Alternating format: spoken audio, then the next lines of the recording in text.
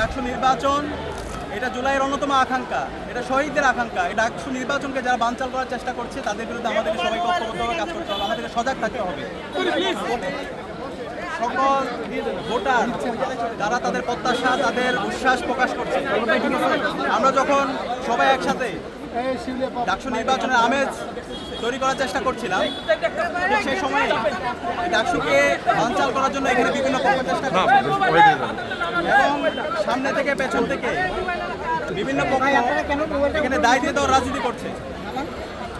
আপনারা জানেন কার্জন এরিয়ায় অমর 21 হলে যে সেন্টার আছে, সেই সেন্টারে যে পোলিং অফিসার আছে, সে পোলিং অফিসার কিছু ব্যালট পেপারে ছাত্র দলের যে প্যানেল আছে পুরো প্যানেলের ভোট তারা আগে থেকে দিয়ে রেখেছিল।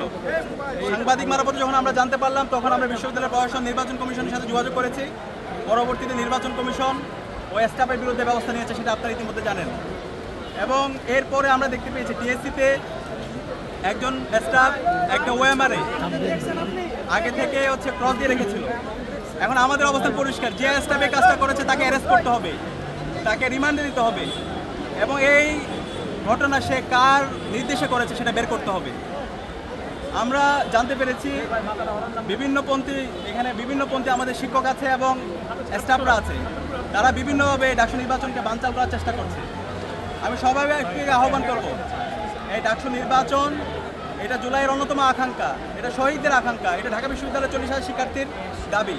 সুতরাং ডাকসু নির্বাচনকে যারা বানচাল করার চেষ্টা করছে তাদের বিরুদ্ধে আমাদেরকে সবাইকে ঐক্যবদ্ধভাবে কাজ করতে হবে, আমাদেরকে সজাগ থাকতে হবে এবং যে সমস্ত স্টাফরা এই সমস্ত কাজ করেছে তাদের বিরুদ্ধে দ্রুত সময়ের মধ্যে বিচারের আওতায় নিয়ে আসতে হবে, তাদেরকে থানায় দিতে হবে, তাদেরকে অ্যারেস্ট করতে হবে।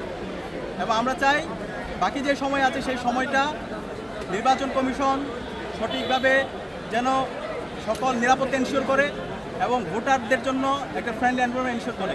আমরা একই সাথে উদ্বিগ্ন, দেখতে পাচ্ছি অনেক বহিরাগতরা বিভিন্ন প্রবেশ পথ দিয়ে তারা এখানে আসছে, বিভিন্ন ভোট কেন্দ্রের পাশে আসছে, যে কারণে শিক্ষার্থীরা অনিরাপত্তায় ভোগ করছে।